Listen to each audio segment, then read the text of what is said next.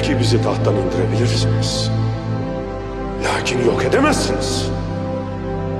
Çünkü biz ruhun varlığına inanırız.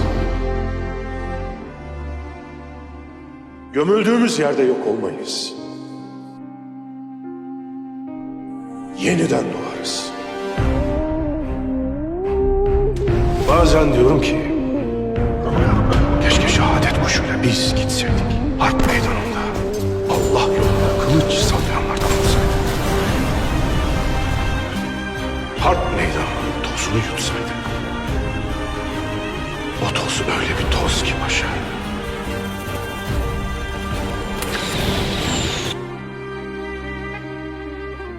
Dünyanın kirini pasını kapatır.